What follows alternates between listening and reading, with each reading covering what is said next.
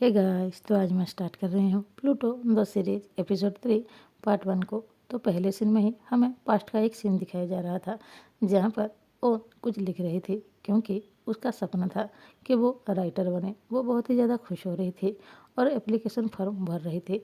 और तभी वो अपनी दादी को बताने के लिए बाहर जाती। तभी उसकी दादी एक औरत को बता रही होती है और किसी भी काम की नहीं है। वो जब देखो पढ़ाई में वीक रहती है और वो जैसे तैसे पास हुई है, तो उसकी कॉलेज का भी एडमिशन हो पाएगा या नहीं पता नहीं है। ये सुनने के बाद वो बहुत ही ज़्यादा गुस्सा करने लगती है। उसे ऐसा लगता है उसकी दादी अब भी उसे नालायक ही समझती है। उसके बाद वो जाकर उस फॉर्म को जला देती है और वहाँ पर बैठकर सिगरेट पी रही थी। तभी उसका एक फ्रेंड आता है जहाँ पर वो सिगरेट पी ही नहीं पा रही थी और बहुत ज़्यादा खांसने लगती है। तभी उसका फ्रेंड देखकर कहता है, तुम्हें तो सिगरेट पीना आता ही नहीं है, तो फिर पी क्यों रहे हो? देखो, तुम्हारे अंदर जो गुस्सा है उसे बाहर निकालो, तुम्हारा फ्रस्ट्रेशन बाहर निकल जाएगा। ये सुनने के बाद वो भी खड़ी हो जाती है और जोर जोरों से चिल्लाने लगती है और अपना दिल का सारा गुस्सा निकालने लगती है। उसके बाद हमें दिखाया जाता है जहाँ पर ओन और उसका फ्रेंड बाइक में राइड कर रहे थे, मतलब नाइट को। और उसके साथ उसके दो और फ्रेंड भी थे जो कि अलग बाइक में थे और वो चारों इस तरह से नाइट में मज़े करते हैं। उसके बाद सीन शिफ्ट होता है प्रेजेंट टाइम में, जहाँ पर मैं के ऊपर ओन थी और बस वो यही सोच रही थी मैं कितनी अच्छी लड़की है, इसको खोकर ओम ने कितनी ज़्यादा बड़ी गलती की है। इतना अच्छा पर्सन उसे कहाँ मिलेगा, वो एक नंबर की बेवकूफ़ है। यही सोचते हुए उसकी हार्ट बीट बहुत ही ज़्यादा तेज़ हो रही थी, जिसे मैं बहुत अच्छी तरह से महसूस कर पा रही थी। ओन ये सब सोच रही थी, तभी उसके शोल्डर पर आकर वो कॉकरोच बैठ जाता है। जैसे ही ओन वो कॉकरोच को देखती है, चिल्लाकर वहाँ पर दोनों ही उड़ जाते हैं। उसके बाद ओन जाकर नीचे गिरती है और उसको थोड़ी सी चोट लग जाती है। उसके बाद मैं सॉरी कहती है, तभी ओन कहती है सॉरी की ज़रूरत नहीं है, मुझे ज़्यादा चोट नहीं लगा है। मैं कहती है मैं सिर्फ कॉकरोच के लिए आपसे सॉरी नहीं कह रही हूँ, मैं तो कुछ और भी वजह से सॉरी कह रही हूँ। दरअसल आप मेरे साथ कुछ और करना चाहते थे ना, जो कि हो नहीं पाया, मैं इसीलिए सॉरी कह रही हूँ। तभी उन कह दिए मैं कुछ समझी नहीं। तभी मैं बताती है जब हम अनकंट्रोल होते हैं ना, फिर भी हमारी जो बॉडी है उसके और भी पार्ट्स काम करने लगते हैं। मुझे अच्छी तरह से पता है जब आप मेरे ऊपर थे, आपके दिल की धड़कन बहुत ही ज़्यादा तेज़ थी और आप बहुत ही ज़्यादा नर्वस थे, जिसे मैं अच्छी तरह से महसूस कर सकती थी। तभी वो अपने हाथ ले जाकर उनके हार्ट पर रखती है और कहती है देखो अभी भी आपका हार्ट कितनी ज़ोरों से धड़क रहा है।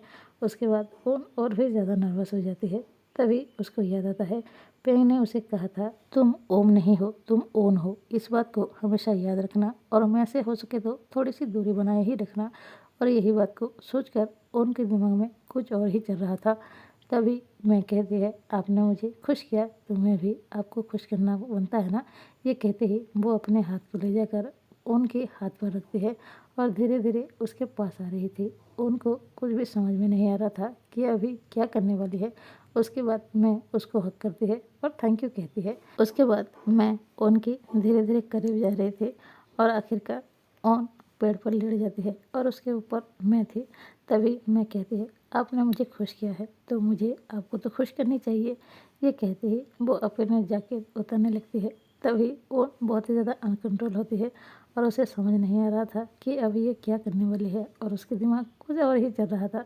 तभी उसके बाद हमें किचन दिखाया जाता है जहाँ पर मैं उनके लिए खाना बनाने की कोशिश कर रही थी। ये देखकर ओन मैं से कहती है प्लीज़ ये सब मत करो, तुम्हें चोट लग जाएगी। उसके बाद मैं भी कहती है आप सिर्फ देखते जाओ मैं किस तरह से काम करती हूँ, मुझे कुछ भी नहीं होगा।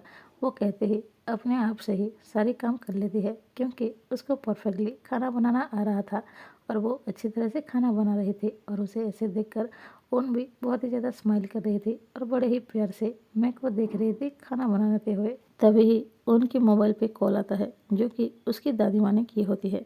तभी ओन उनसे पूछती है क्या हुआ, आप रो क्यों रही हैं? तो उनकी दादी बताती है मैं हॉस्पिटल आई हूँ ओम को देखने के लिए। ये सुनने के बाद ओन भी थोड़ी सी परेशान हो जाती है और जाकर मैं से कहती है दादी माँ की तबीयत ज़्यादा ही ख़राब है, मुझे घर जाना होगा अभी। ये सुनने के बाद मैं भी उसे जाने देती है। अगले सीन में हमें जेन को दिखाया जाता है जो कि अपने घर का दरवाज़ा खोलने की कोशिश कर रही थी, लेकिन उससे खुलता ही नहीं है। और पीछे से वो लेडी ऑफिसर आती है, वो देखते ही कहती है तुम यहाँ पर? तभी हमें समझ में आता है ये दोनों ही पड़ोसी हैं, एक दूसरे के आसपास ही रहते हैं। तभी वो दोनों मिलकर दरवाज़ा खोलते हैं और अचानक से जैन गिरने वाली थी। तभी वो लेडी ऑफिसर उसको संभाल लेती है और तभी जैन उस लेडी ऑफिसर के ऊपर धीरे धीरे फिदा हो रही थी। तभी उसको वो उठाती है और खड़ा करती है। तभी जैन कहती है, ये मेरा बिजनेस कार्ड है, ये रखिए, अगर कभी मदद की ज़रूरत हुई तो आप मेरे पास आ सकती हैं। तभी लेडी ऑफिसर कहती है, नहीं मुझे इसकी ज़रूरत नहीं है। वो कहती ही वो वहाँ से चली जाती है। अगले सीन में हमें फिर से वो लेडी ऑफिसर को दिखाया जाता है जो कि और नहा कर आती है और अपने मोबाइल को चेक करती है। उसने अपने गर्लफ्रेंड को मैसेज किया था लेकिन अब भी उसने सीन नहीं किया होता है। फिर से वो उसे मैसेज करती है तो पेंग उसे कहती है, मैं अभी बिजी हूँ, मैं तुमसे बात नहीं कर सकती हूँ। ये देखने के बाद लेडी ऑफिसर फिर से सैड हो जाती है। अगले सीन में ओन बहुत ही ज़्यादा परेशान होकर बाइक से हॉस्पिटल के लिए जा रही थी और वो तभी हॉस्पिटल में पहुंच भी जाती है। वो जाकर देखती है उसकी दादी बहुत ही ज़्यादा सैड थी और बैठी हुई थी और वो ओम को भी देखती है जो कि अभी भी ठीक नहीं हुई थी। तभी ओम जाकर अपने दादी के पास बैठती है और कहती है, ओम जल्दी ठीक हो जाएगी। ये कहते हुए उसके कंधे पर ओम सर रखती है। तभी डॉक्टर आ जाता है तो उसकी दादी उसे छोड़कर डॉक्टर के पास चला जाता है। तभी वो डॉक्टर बताता है, अभी भी ओम की हालत पूरी तरह से ठीक नहीं हुई है लेकिन अभी वो थोड़ी सी रिकवर कर रही है। ये सुनने के बाद उसकी दादी थोड़ी सी खुश होती है और भगवान से प्रे करने लगती है और थैंक यू कहने लगती है।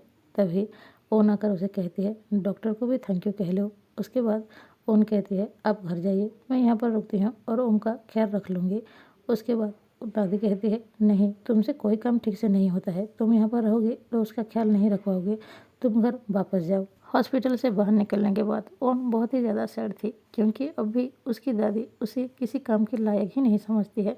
उसके बाद उसका वो टिफ़िन पन्ना रह जाती है जो कि उसे मैंने दिया था बड़े ही प्यार से और कहा था इसे खा लेना। उसके बाद ओन उस टिफ़िन को खोलती है और वो खाना खाने लगती है। तभी वो उसके आंखों से आंसू गिरने लगते हैं क्योंकि उसके पास कोई भी नहीं था उसे संभालने वाला, ना ही उसे कोई भी समझ सकता है। यही सोचकर वो बहुत ही ज़्यादा सैड हो रही थी। तो यहाँ पर ही ये पार्ट एंड होता है। मिलते हैं नेक्स्ट पार्ट में। अगर वीडियो अच्छा लगे लाइक कीजिए, सब्सक्राइब कीजिए। Thank you.